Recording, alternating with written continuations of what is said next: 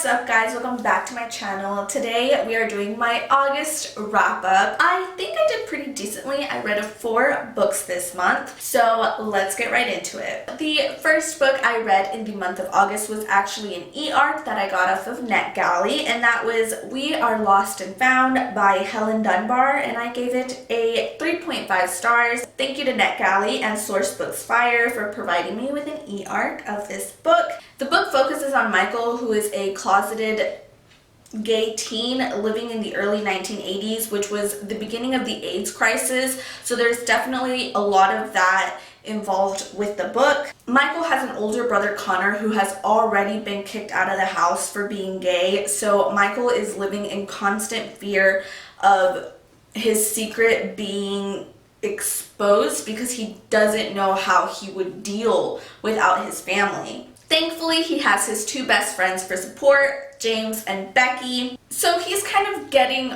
by. He's not exactly living life to the fullest. He's living in fear. He's living this double life away from his parents when he's with his friends.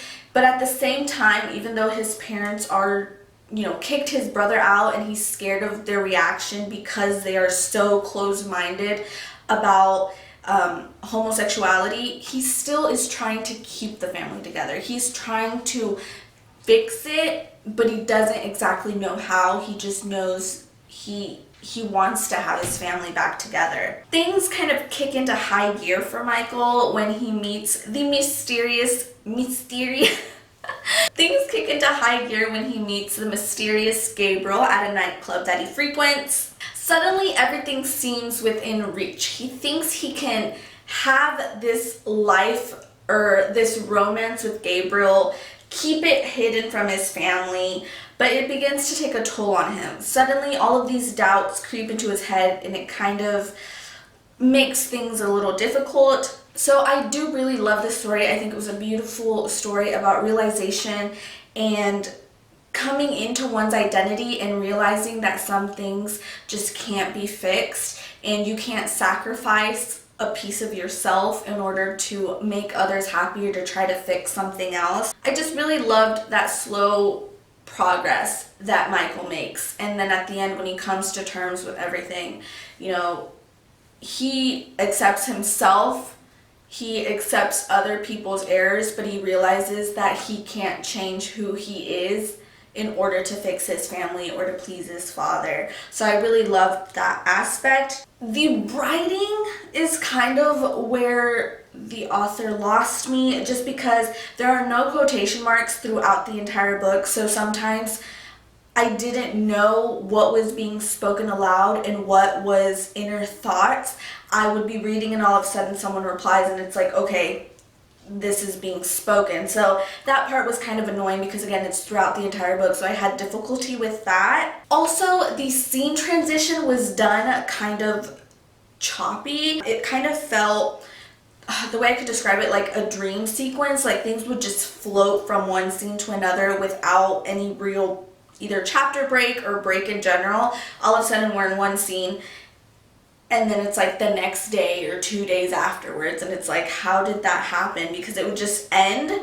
It was just very weird. It felt really hazy, dreamlike. It just floated from one point to another, and that again was kind of hard to follow along. But other than that, I think it was a really touching story. It felt incredibly realistic. She had an afternote from people who had actual genuine experiences in the 1980s when the AIDS outbreak was occurring. The next book I read was Nevernight by Jay Kristoff. This is one that I know a ton of people love, and I believe it's becoming a web series. So I actually got this on my Kindle. I noticed the author had tweeted that it was on sale, and I thought, might as well, right? It was like $2.99. I figured it's a digital copy. If I don't like it, I didn't spend that much money on it.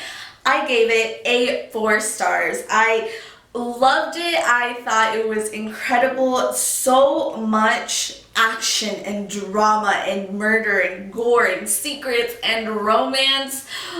It just had honestly everything that I wanted. The reason I didn't give it a whole 5 stars was because I found myself at the beginning kind of thinking like, oh wow, like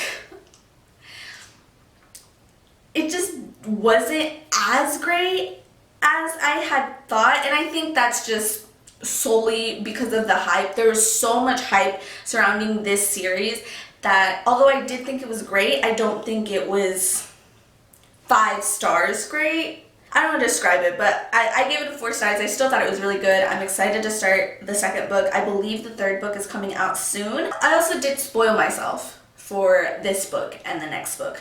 I did read some spoilers. So yeah. I also read Heart of Danger by Carolyn Keene, which is actually a Nancy Drew book. I found this at Goodwill. I really used to love the Nancy Drew files, so when I found this, I thought, yay, you know, like great find, I'm gonna love it. I gave it a 2 stars. The plot, the mystery was just so predictable. Everything was literally out in the open, and it just made me think, you know, Nance, you're supposed to be like this great amateur detective and you can't put these pieces together. Everything is literally laid out for you. How do you not get this? It helped pass the time in the office during downtime, but it was just so predictable, and I found myself rolling my eyes because Nancy was just so confused at everything when all of the pieces were there. Finally, I reread House of Salt and Sorrows for Brody's new release book club, and if you did not catch the live stream, I'm pretty sure it's over on their channel, so definitely check it out if you missed it. Everything about it is so fantastic. The fact that it's a debut novel, the writing is great, the own mythology is just so impressive. How did that, I don't know how she did that, but she did that and it was great. So those are all the books I read in the month of August. It wasn't my best reading month in terms of like quality reads. I think they were all pretty okay. Hopefully September is a lot better. I am really challenging myself. If you haven't seen my TBRs, check it out. I'm gonna need a lot of help in order to read 8 books in September. But we will get there. Thank you so much for watching. Please give this a big thumbs up if you enjoyed it. My name is Elle. Let's hope I can read 8 books, and I'll see you in next time's video.